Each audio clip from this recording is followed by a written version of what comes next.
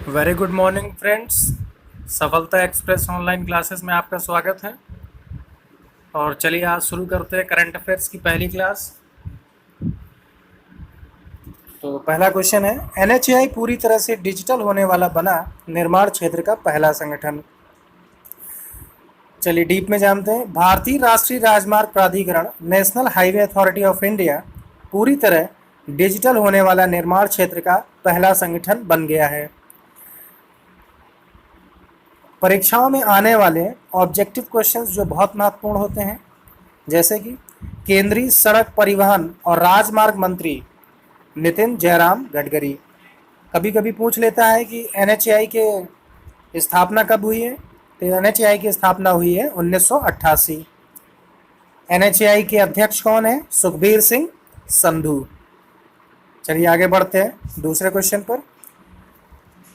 केंद्रीय कृषि एवं कल्याण मंत्री नरेंद्र सिंह तोमर ने राष्ट्रीय सहकारिता विकास निगम नेशनल कोऑपरेटिव डेवलपमेंट कॉरपोरेशन की विशेष पहल सहकार मित्र इंटर्नशिप कार्यक्रम पर योजना का शुभारंभ किया। परीक्षाओं में आने वाले क्वेश्चन जो महत्वपूर्ण क्वेश्चन है, कृषि और किसान कल्याण मंत्रालय के राज्य मंत्री कौन है? तो वो हैं पुरुषोत्तम रूपाला। इसी तरह से राष्ट्रीय सहकारी विकास सहयोग के प्रबंध निदेशक सुदीप कुमार नायक। चलिए आगे बढ़ते हैं नेक्स्ट क्वेश्चन पर। यूपी सरकार ने बाल मजदूरों को शिक्षित करने के लिए शुरू की बाल श्रमिक विद्या योजना। ये बहुत इंपॉर्टेंट क्वेश्चन है बच्चों, और इसको ध्यान से समझिए। उत्तर प्रदेश के मुख्यमंत्री माननीय योगी आदित्यनाथ ने राज्य में बाल श्रमिकों को शिक्षित करने के लिए बाल श्रमिक विद्या योजना की शुरुआत की है। यह योजना अंतर्राष्ट्रीय बाल श्रम निषेध दिवस के अवसर पर शुरू की गई है। यह योजना के तहत सरकार चयनित लड़कों एवं लड़कियों को क्रमशः 1,000 रुपये और 1,200 रुपये की मासिक वित्तीय सहायता प्रदान करेगी। राज्य में 57 जिलों के कुल 2,000 बच्चे बाल श्रम विद्या योजना के पहले चरण से लाभान्वित होंगे। और आप सभी को मालूम है कि उत्तर प्रदेश में 75 जिले हैं, सभी जिलों पर यह स्कीम लागू की जाएगी। चलिए महत्वपूर्ण क्वेश्चन पर बढ़ते हैं।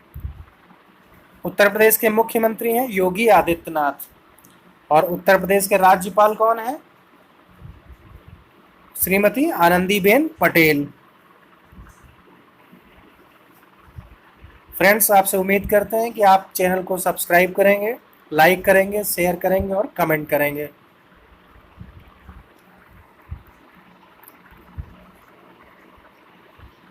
चौथे क्वेश्चन पर बढ़ते हैं। हैदराबाद पुलिस ने महिलाओं के लिए स्त्री कार्यक्रम की शुरुआत की। जैसा कि आप सभी जानते हैं, हैदराबाद सिटी पुलिस ने हैदराबाद सिटी सिक्योरिटी काउंसिल के साथ मिलकर घरेलू हिंसा और दुर्व्यवहार की शिकार महिलाओं की सहायता करने और उन्हें सशक्त बनाने के लिए यह योजना का शुभारंभ किया। स्त्री का फुल फॉर्म है सी ट्रम्स through respect, equality and empowerment नामक कार्यक्रम की शुरुआत की। कभी कभी आपसे क्वेश्चन पूछ लिया जाएगा स्त्री का फुल फॉर्म क्या है, तो आपको यही बताना है सी ट्रम्स through respects, equality and empowerment. Now अगर आपसे कभी पूछ लिया जाए कि तेलंगाना सरकार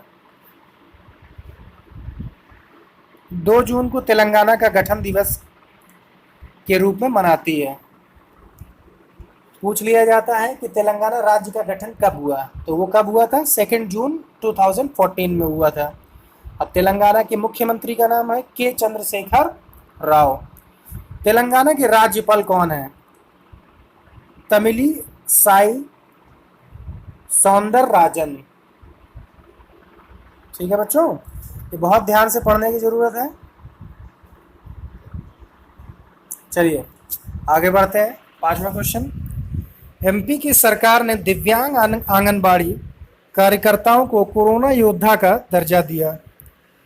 जैसा कि आप सभी जानते हैं, कोरोना वायरस से सभी पीड़ित हैं, पूरा विश्व पीड़ित है, और एक ऐसी महामारी है जिसका अभी लाइलाज है। कोई इसका वैक्सीन नहीं आ पाई है। चलिए आगे बढ़ते हैं। मध्य प्रदेश के मुख्यमंत्री कौन है? मध्य प्रदेश के मुख्यमंत्री हैं शिवराज सिंह चौहान। और मध्य प्रदेश के राज्यपाल लालजी टंडन। मध्य प्रदेश से जुड़ी हुई एक और रोचक तथ्य आपको बताते हैं कि बांधवगढ़ राष्ट्रीय उद्यान मध्य प्रदेश में है। यह बायोडाइवर्सिटी पार्क रॉयल बंगाल बाघों की बड़ी आबादी के लिए जाना जाता है, जिन्हें विशेष रूप से केंद्रीय ताला क्षेत्र में आसानी से देखा जा सकता है। चलिए आगे बढ़ते हैं नेक्स्ट क्वेश्चन पर।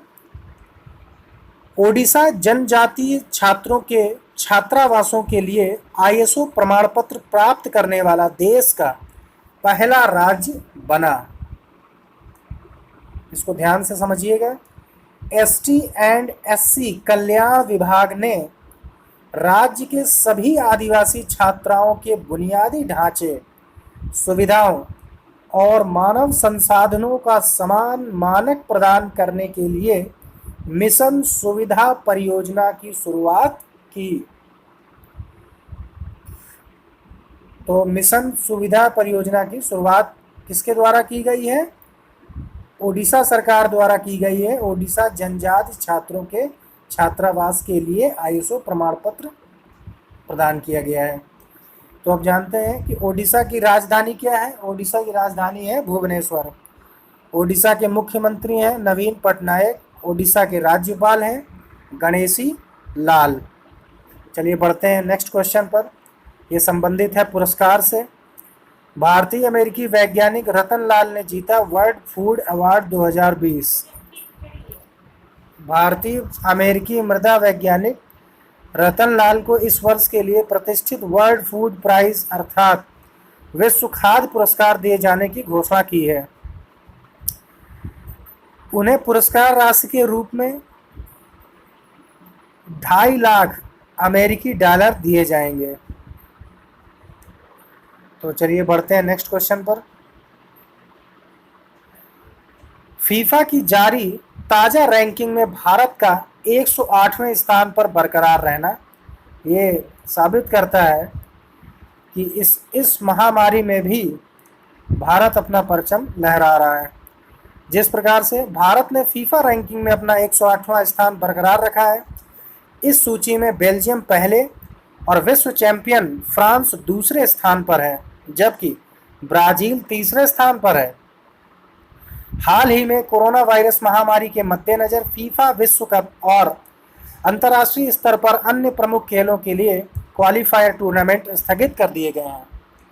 आप सभी जानते हैं कि कोरोना वायरस एक ऐसी महामारी है जिसके कारण से दुनिया त्राहिमाम और बहुत ही समस्याएं जटिल हो गई हैं। चलिए आगे बढ़ते हैं। फीफा का मुख्यालय कहाँ है? ज्यूरिख स्विट्जरलैंड में है। फीफा जियानी इन्फेंटिनो के अध्यक्ष हैं। नेक्स्ट क्वेश्चन पर बढ़ते हैं। महत्वपूर्ण दिन। अंतर्राष्ट्रीय एल्बिनिज्म रंगहीनता जागरूक दिवस 13 जून।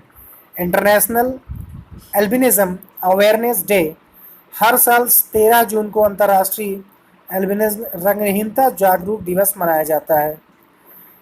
और एल्बिनिज्म जागरूकता दिवस 2020 की अंतर्राष्ट्रीय थीम है, विषय है made to shine. Made to shine. सभी लोग बहुत अच्छे से ध्यान से समझें कि कभी भी महत्वपूर्ण जब क्वेश्चन पूछा जाता है तो उसमें महत्वपूर्ण दिवस पूछा जाता है और महत्वपूर्ण दिवस के साथ साथ उसका विषय, उसकी थीम जरूर पूछी जाती है। इसलिए थीम पर विशेष ध्यान दीजिए। और इंटरनेशनल एल्बिनिज्म अवेयरनेस डे की वर्ड थीम है मेड टू शाइन। चलिए आगे बढ़ते हैं नेक्स्ट क्वेश्चन पर। आज का हमारा आखिरी क्वेश्चन है। जैसा कि आप सभी लोग जानते होंगे, समसामयिक क्वेश्चंस पर निधन बहुत इम्पॉर्टेंट होता है कि किसका निधन हुआ, किसकी नियुक्तियां हुई, ये बहुत इम्पॉर्टेंट होती हैं। तो चलिए आगे बढ़ते हैं। उर्दू के जाने माने लेखक एवं कवि गुलजार दहलवी का निधन हो गया। अब ये कौन है? उर्दू के मशहूर कवि आनंद मोहन जुत्सी गुलजार दहलवी का निधन। वह सरकार द्वारा उर्दू में प्रकाशित किए जाने वाली एकमात्र विज्ञान पत्रिका साइंस की दुनिया के संपादक थे, जो वर्ष 1975 में शुरू की गई थी। साथ ही उन्हें समूचे भारत में उर्दू स्थलों की स्थापना का श्रेय भी दिया जाता है। इसके अलावा वह 30 के दशक में स्कूल में पढ़ने के साथ साथ स्वतंत्रता आंदोलन से भी जुड़े थे। ये बहुत महत्वपूर्ण क्वेश्चन है।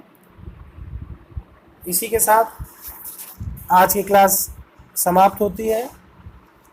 Please subscribe, like and share. धन्यवाद।